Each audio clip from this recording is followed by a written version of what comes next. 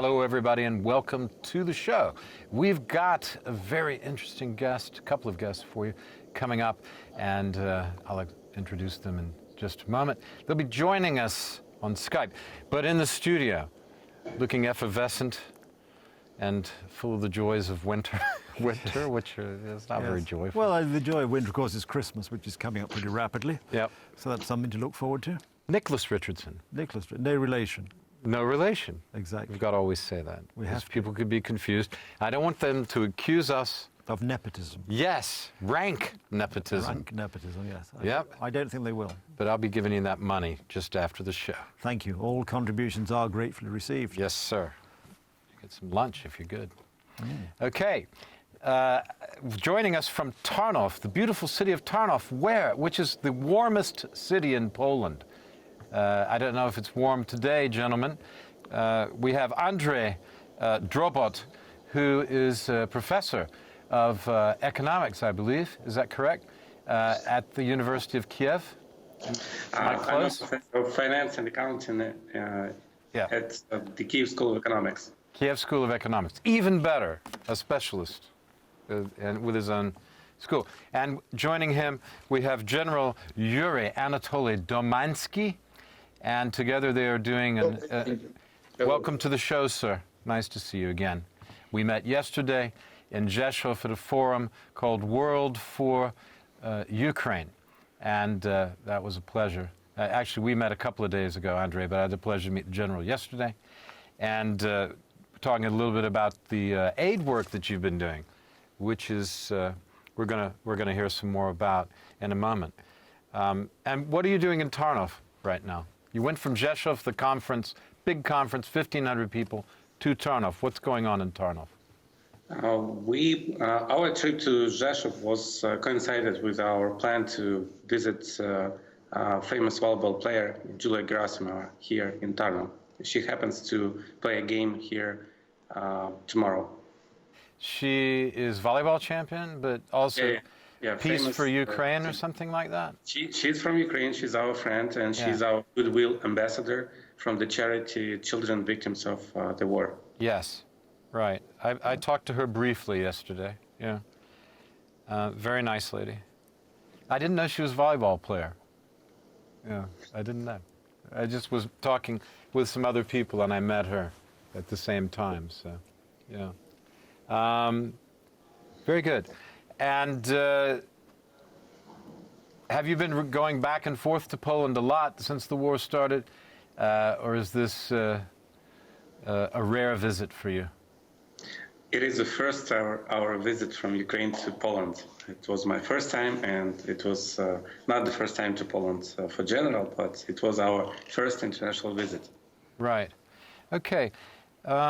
Let's talk a little bit to the general about his past and what he should be known to our viewers for. Could you ask Yuri to tell us a little bit about himself?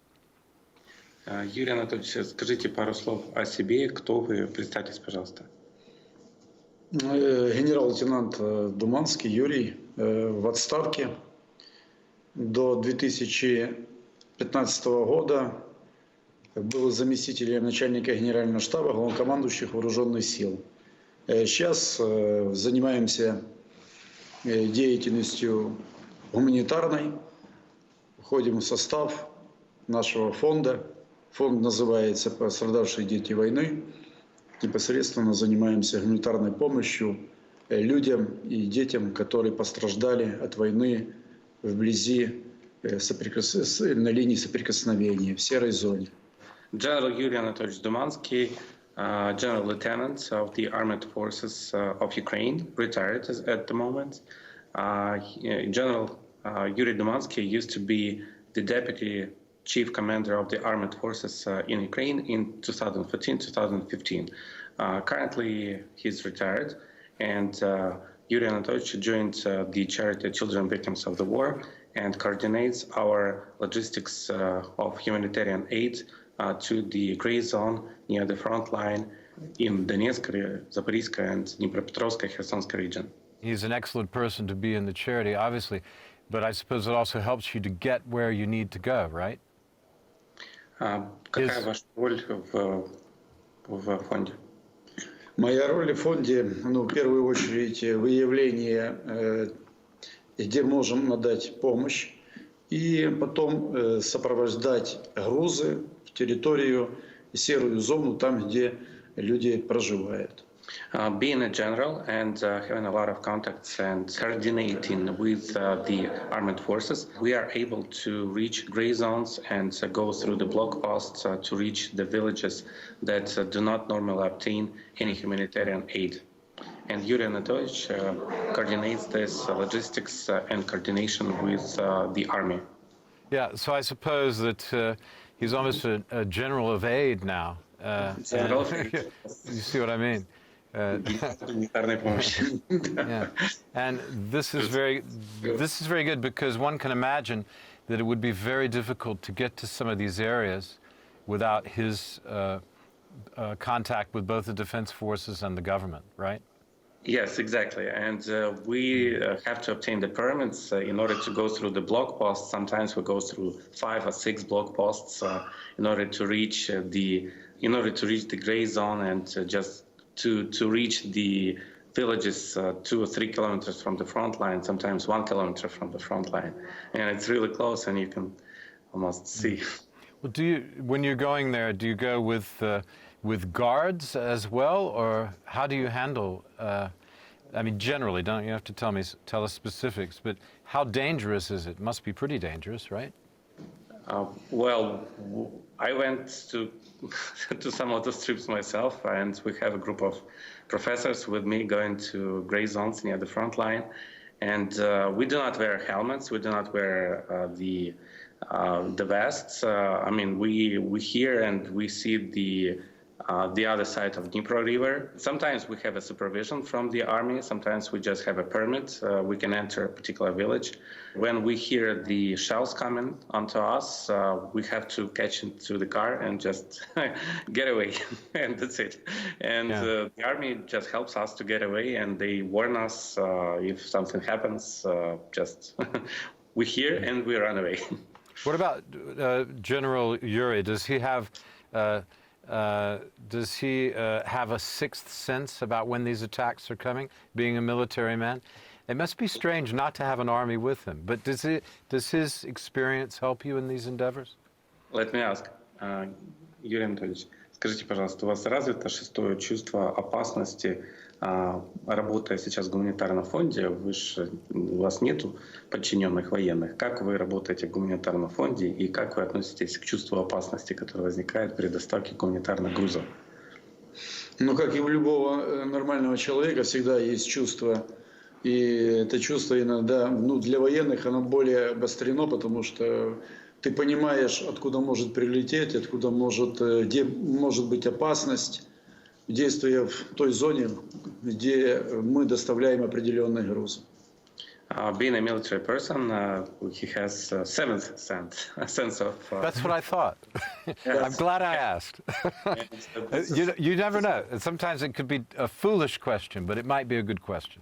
It is a really great question, and General Yuri just tells sometimes not to go into some places, and they do not let us in to go, for example, to Kachkarivka or some villages that are just constantly being shelled from other side. Okay. What could we?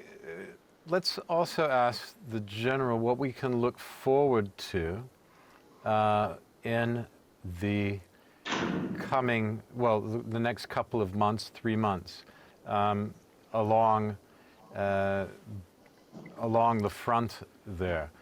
Do we expect things to continue pretty much the way they are, or will there be some relaxation of the conflict as everyone is talking about now? Let me translate. Какие развития на фронте вы ожидаете в следующие месяцы? Будет эскалация конфликта или будет затишье на фронтах в январе, феврале, в марте? Что вы ожидаете? Я ожидаю, во-первых, это будет где-то средней интенсивности, на разных направлениях она будет разная. Особенно это Бахмут, особенно это Авдеевка. Там будут бои высокой интенсивности. Но и мы будем иметь успех на Луганском направлении. И будет зависеть, конечно, от тех сил и средств, которые дадут нам наши международные партнеры.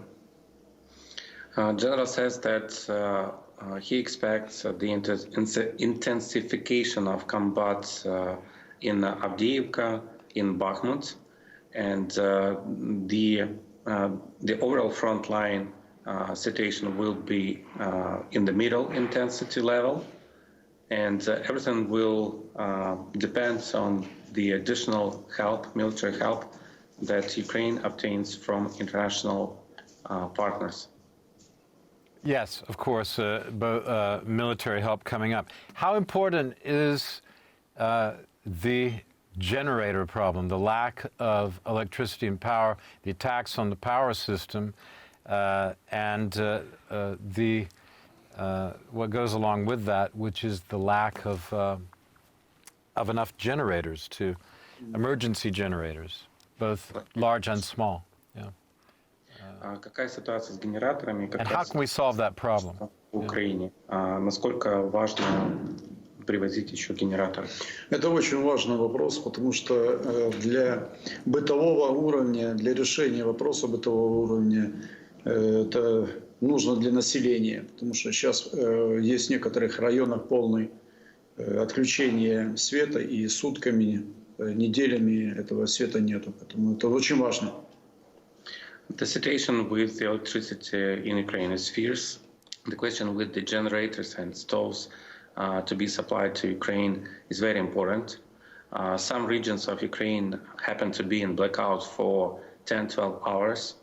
In some villages and some cities of Ukraine, the electricity is on for 2 hours every 12 hours, sometimes 16 hours, 20 hours in some villages. Some parts of Kyiv go into full blackout for 10-12 hours, and then the electricity is on for 2-3 hours. We estimate and we forecast that the situation with the electricity will get worse, and that's why we would like to ask anybody who is able to support to send generators, stoves, warm clothes to Ukrainians. Please do this. This is very important for population, for civilians to survive during this winter. So you need clothes and you need generators. Clothes and generators. That's what a lot of people were talking about. The electricity will be off and the gas stations will not work. So it's very expensive to run generators. And it will not be possible to buy the gasoline or diesel, because the gasoline stations will be off. And that's why somewhere in the winter, the only possibility to get the warmth will be stoves, coming from stoves, right. Wood stoves. Wood stoves. What about gas, the gas supply? Gas tanks, yes. I mean gas, for example, inside the house, only gas tanks, right? Propane tanks would be the thing you could use. Yes. Yeah, okay. Yes. Yeah, so I hope there's a lot of propane on the way. But also clothing, blankets, things like this are very important. Okay, I was talking to the mayor of Rivne about generators. I mean, this is obvious. I mean, everybody's talking about generators, but I happened to speak to the mayor of Rivne, and he drew a diagram of how many of these generators they need. And you might have a question, Nicholas, if you want to think of one while I'm finishing here. He was saying they need a lot of 500 kilowatt generators, like 25 for the whole city of Rivne. And then they have a bunch of smaller generators doing, 70 watts or something like that, to run boilers that provide the heating, steam heating, throughout the city. It was very interesting to talk to him. He said, help. We need some help with generators. Nicholas, you have a question, I'm sure. No, I was just wondering how, because obviously from a distance, and you've been closer than I have, it's quite difficult to assess, but I was wondering how the morale of the people is holding up. I mean, it's, and families with children, young children who are doing without power and without the ability to provide hot meals to their children. I mean, just how are the people how is their morale? Okay, we got the right guys to ask that, obviously. Andrei? Yes, sir, I'm here. How are the people, Andrei and Yuri, I should say General Yuri, Anatoly, how are the people holding up? How is their morale with all the problems with the power, the heating? Now it's dark, being winter. In fact, we're coming up to the solstice in a few days. Care to answer? And how is your foundation helping? Как люди выдерживают постоянное отключение, как люди живут с детьми, как кормят детей, насколько силен их моральный дух продолжать жизнь в таких вот условиях без электричества, без горячей еды, при постоянном холоде. Я хотел бы сказать о других вещах, о том, что, во-первых, та информационная война или та информационная операция, которая была направлена как на Украину, на население Украины, на Европу и на внутри России, она своего результата не имела. Почему? Потому что украинский народ есть чем сравнить, как живет в Европе, какие ценности европейские. И мы продолжали наше строительство в Украине. И то, что война принесла в Украину, это только объединило наш народ. И то, что не могли сделать наши политики, то, что не могли сделать на протяжении десятилетий, мы за такое короткое время объединились. И все наши усилия, что на войне, в наших сложных таких жизненных моментах, они дают результаты, которые мы видим и на поле боя, и в жизни. General Yuri says that what we observe in Ukraine and what we see in Ukraine, we see that the population has united in support and own willingness to survive even more during this current wartime period than when politicians of all kinds try to unite Ukrainians for some declared nonsense political agenda. This current situation with the electricity and the blackouts, regional blackouts in Ukraine, urges people to find the ways to survive. And we speak, and what we also observe that the current information war that Russia uses onto Ukraine and countries in the European Union doesn't make people to whine, but actually makes people stronger in their willingness to survive during this winter. Because people understand that if we don't survive now, there will be no possibility to survive later. Mm-hmm. Можно я один случай вам скажу о том, когда мы доставляли гуманитарные грузы в серую зону, там, где разрушенные населенные пункты, где у людей нету ни воды, ни газа, ни электричества, ни продуктов. Они выходили из подвалов после обстрелов, когда нас встречали, мы обменивались мнениями, как они, что они проживают. Так бабушка одна вынесла свою консервацию, вынесла те грибы, которые собрала, там, где в зоне заминирования, и нас угощала. Поэтому украинский народ никто не сломает. Мы выживем, будем сильнее. Yuri just explained the example on how visited a particular village, and people came out from the shelters and they shared the preserves, food preserves they stored in the shelters. Mm-hmm. And they gave the food to people who brought the food to them. So they were like, thank you for bringing the food to us. Here's some food. Thank you for bringing food. Here's some food. That's hospitality indeed, isn't it? This is the mentality, and people in the villages where in Khersonsk region, or Donetsk region, or Lugansk region, they look at us and they say, thank you for coming us and thank you for speaking to us. What we feel and what we observe is that people say they'd rather live without electricity rather than under ethnocide or genocide. Yeah, thought it's not much of a choice, is it? But yeah, I can understand that. We can understand that, of course. We're going to go to a break now. Do you want to stay with us for the second half? We're going to have a break, then we're going to come back. You can stretch your legs for a few minutes. We'll be back in 3 or 4 minutes after the break. Meanwhile, people will be watching these messages.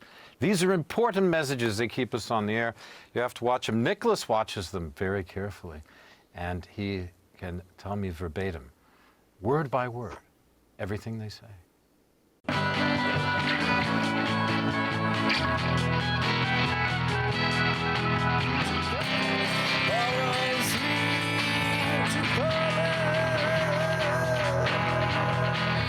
And we're back with more from our guests today, General Yuri Anatoly Domansky and Andrei Drobot from Tarnów in Poland, where they're on a trip from the Ukraine in favor of the whole country, but in favor of children victims of the war in Ukraine, a special charity that is blessing both the Defense Department and the government of Ukraine, and not only, and other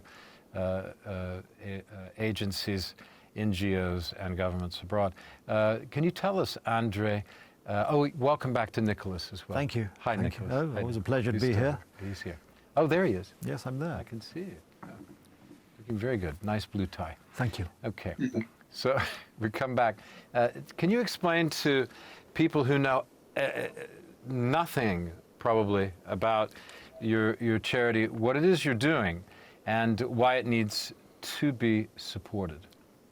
The name of our charity is Children Victims of War. It was organized by former military veterans. And because the veterans who organized this fund, this charity, they have children. And as military veterans, we understand that the war started not in February. The war started in 2014. We understand that children, they suffer the most. The adults can survive almost anywhere. The adults can relocate.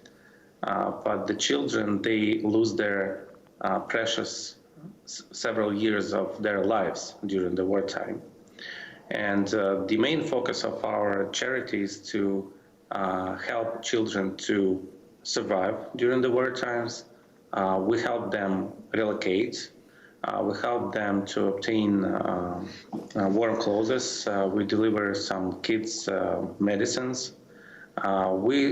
Main focus of the charity is to help children.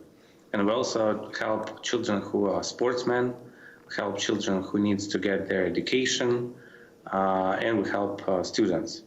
Along the line, we understood that we have to help everybody. And that's why we also help disabled people, elderly people, but the main focus is to help children. Right.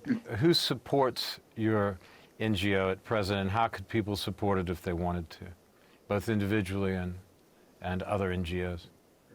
Как обычные люди поддерживают наш фонд и как они могут помочь принять участие в поддержке нашего фонда. Ну, мы видели на конференции, которая проводилась в Жешове, о том, что есть люди, есть организации, которые готовы и быть донорами нашими, и различными видами обеспечивать, начиная от генераторов и заканчивая донатами для обеспечения фонда. Но я, знаете, так шучу, что фронт делится на две части. Есть та передняя линия, где непосредственно идут боевые действия, и есть тыловая линия, где в тылу все делают для победы на фронте.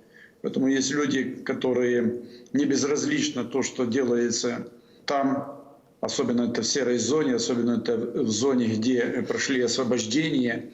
И вот нужно помочь государству, помочь местным администрациям для того, чтобы помочь стать людям на ноги. Потому что это очень сложно, такие объемы поднять. Поэтому и вот такие фонд, как наш фонд, это потерпевшие дети войны. Мы занимаемся в первую очередь это детьми, инвалидами, семьями, которые имеют тут проблему на тех территориях. Let me translate. There were a couple of important messages in what General Yuri just told us. We, as the charity, we try to cooperate with all possible partners that can help us in our work with children and elderly people. We welcome any international partners to join us in these operations, in this activity.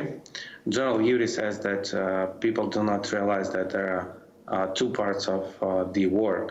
One part of the war is on the front line, and another part of the war is on the back line, to the front. And there are a lot of charities, not only us, that spend a lot of time and effort and in order to deliver important donations and humanitarian aid, food to the villages near the gray zone, in the gray zone, near the front line, and to the recently deoccupied territories. We cooperate with donor organizations.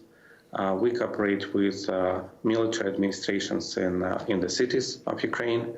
We sometimes obtain private donations. We cooperate with anybody who is able to help children and disabled. Are you aware there's quite a lot of orphans from Ukraine and Poland now who seem to be stranded between Poland and the Ukraine?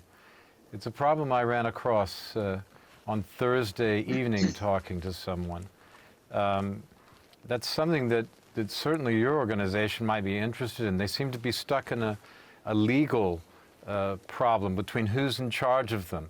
Polish government, because they're here, and Polish agencies, or Ukrainian government, which doesn't really have the resources to do anything here. Did you know about that? And I'm happy to put you...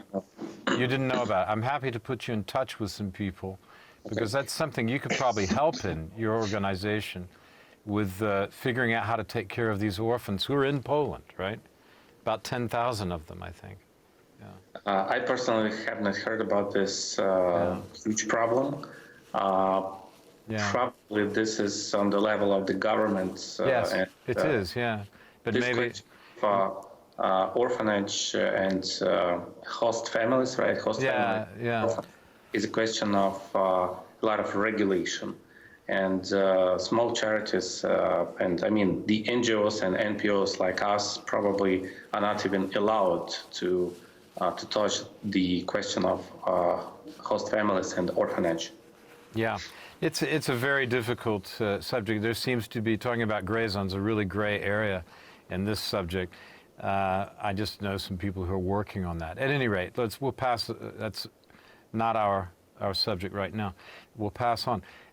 The general was in the army at the top in 2014, 2015. That's the Maidan time and the time of the first invasion of Crimea. Just to refresh people's memory, that's when the war, we can say, really began, right? Because this war didn't begin in February. Yes. It began in 2015, right? 14. Yeah. So did the general at that time foresee things going in this direction? What are his thoughts on why it was able to end up the way it has with a Russian invasion? Yeah. Let me ask, General. Yeah. Знаете, есть хорошая пословица: для того, чтобы не было войны, нужно к войне готовиться. Поэтому страна, которая не готовится к войне, она ее или получит в плохом виде ее. Вот Украина и получила ее в плохом виде. Потому что 2014 год мы застали, начиная с аннексии Крыма и потом активных действий в Донецкой и Луганской области под поддержкой Российской Федерации. Потому что если Российская Федерация не поддерживала на территории Донецкой и Луганской области незаконные вооруженные формирования и их не подогревала, не обеспечивала их вооружением и военной амуницией, и военно-техническим, то и ничего бы этого не было. Но я хочу сказать, что государство должно быть готово действовать на адекватные действия. Не быть пожарником и бежать на тушение пожара, а действовать, не допустить этого пожара. Вот мы это все прозевали. Хотя я отношусь до одного из института, который обеспечивает оборону государства. Но это не только проблема вооруженных сил, это проблема в целом государства. И я хочу поблагодарить мировое сообщество, которое поддержало Украину в очень сложный момент, очень сложный исторический момент для Украины. Особенно это Соединенные Штаты Америки, Европу в целом. The war started in 2014. Of course, General Yuri knew how to forecast the imminent danger coming. He understands that if the government doesn't prepare for the war will come to the government. He and other people forecasted the war coming based on the signals and on the signs that there is a turbulence coming on the governmental level. However, he says that the army is not the only governmental part of the government that is responsible for the war forecast and economic forecast. And this problem of forecast is the overall problem on the governmental level. It's not only the problem on the army level. That's one message, key message. Another part of the story is that Russia had developed the plans to implement the hybrid attack on Ukraine a long time before 2014. And the government of Ukraine was not prepared to respond to the attack that started in 2014. It would be possible to stop Russia in 2014 if special measures were to be implemented by the government of Ukraine. However, the government of Ukraine did not, some organs of the government did not respond in 2014. General Yuri is very thankful to international partners that help Ukraine as the country to survive through this life-turning, country-turning point that started in 2014 and drags today into 2022. And it's very important to cooperate on international level to continue implement special activities to stop the war aggression onto the country's body. I hope I translated everything in a proper way. It's funny because you can. No, it was good, but it was clear. I can understand from Polish about half of what the general is saying, but it's a lot of crucial things are left out where the language just diverges. So I thought you did a good job for what it's worth. The answer, though, is the important thing, and what he's saying is that it was very obvious that something was going to happen. Well, of course, Yeah. and obviously the general knows far more than you or I, but it was obvious at the time. Yeah. This was part of a planned process. Yeah. And indeed, the invasion in February was foreseen at least by the Americans, the American who almost was able to give us a blow-by-blow account of what was about to happen. And one of the most frustrating things, and it's not just this war, it's wars in general involving the West, is how people seem unable to learn from the lessons of history. And I'll give you one example which is relevant to this war. I was reading the British Army, I think, of these N-law anti-aircraft weapons have been very effective. And the British Army has sent 7,000, particularly the N-laws, which are the shoulder-held anti-missiles, has sent 7,000. And yet I was reading that the British Army, the Ministry of Defence, has agreed to replenish our stocks of missiles sent to Ukraine in 2024. How mad can you be, in actual fact? Here you have an example of something which we needed to provide assistance. We've used up half of our own stocks. And the Ministry of Defence, in its usual lackadaisical fashion, is thinking that 2024 is a suitable time in which to replenish these stocks. I mean, why is it in the West, for want of a better term, we are so stupid? And it was the same after the Falklands War. Immediately after the Falklands War, the first thing the Ministry of Defence did was destroyed the capacity of the Navy, which had been used to fight that particular war. Immediately after. Immediately afterwards. And we see things are even worse now. And I just wonder how many lessons we have to have. And this is not new. The Duke of Wellington was complaining about this in the Peninsular War. In the Peninsular War, which but this complacency and... early 1800s. And I just find it immensely... And I'm sure that the general, from where he's sitting, must find this Western sort of approach remarkably complacent. Well, they sit on the front line. Ukraine, gentlemen, good. Thanks, Nicholas, for adding a little color and a little perspective there, and a good example. I remember being in Kiev just before the invasion of Crimea, and at this time, I was going around talking to people who worked in hotels, a person working in a restaurant, different, just people doing ordinary jobs, not journalists, not, people on the Maidan, things like that. What do you think is going to happen? Are the Russians going to invade Crimea, for example, and eastern Ukraine? And they said, yes, we think they will. And that was the feeling you had. It was just a tension, but it was a very quiet, almost obvious fait accompli. Yes, they're coming, and that was not the sense in the rest of the world. And yet, it's happened again with the second time. Now, those of us who were at Maidan, I was there twice.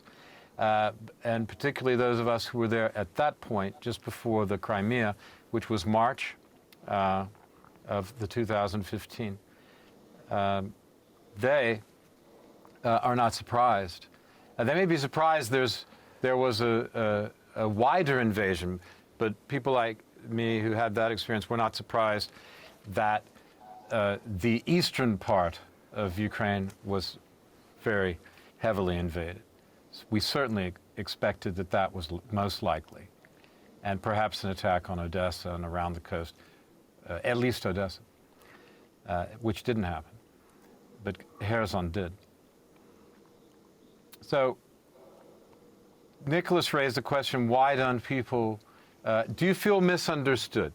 Do you feel like you're stuck out there on the edge, fighting, and sometimes that people don't understand, or not enough people, governments, understand where you are and what you're doing not just for yourselves, but for Western civilization? I said it. Will, let me try to answer some of your questions, because some of your questions are also kind of intertwined with one each other, and it's hard to respond on these kind of questions. Let me give you a couple of ideas. There is a lot of internal informational kind of propaganda going on in Ukraine, starting before the war, during the war in 2014, and even now. And a lot of people understand what's going on in what is the reality of what is going on. And a lot of people are really kind of lacking the understanding on what went prior to the war of 2014, after 2014, and even now. And my personal understanding on this is that the honesty of information available to people is not 100%. And I personally feel this is not fair for the population to lack access to honest information, despite the fact that there are a lot of information channels, media, and other stuff. I hope gave some of my personal observation on these questions. Yeah, I mean, it's fine. So in wartime, we expect that there's going to be a problem with information, but you want to make sure that you're not misleading people. But this is very difficult when you're fighting for your survival, I suppose. I haven't been in that position myself, so I can't really, that's why I'm asking you. How do you feel? And I don't want to comment any further than that, except to say thank you for that honest answer. I want to thank you, Andrei Drobot. I want to thank you, General Yuri Anatoly Domansky. Thank you very much for being on the show. I want to thank Nicholas Richardson for joining us. Always and providing a pleasure. That extra splash of perspective that makes things much better.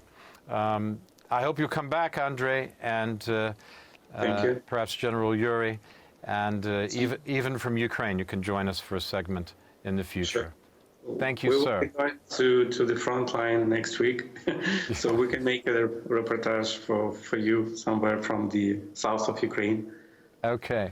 Powodzenia, as they would say in Poland, yeah? And as we say in Poland, and good luck, as we say in English. Thank you. Yeah. Yeah, thank you, Nicholas. Thank you, Will. Bye-bye. Thank you. Okay. Thank you. All right, that's all we have for this show, folks. Thank you for watching. I want to thank again my guests, Andrei Drobot and General Yuri Anatoly Domansky. Sounds like a character out of Tolstoy. It does, yes, it does. Very, Okay. very, Thanks, very everybody. atmospheric, yes. Yeah. Oh, yes, I forgot to say. You're looking well. I know you want to hear that. Why don't you stay that way?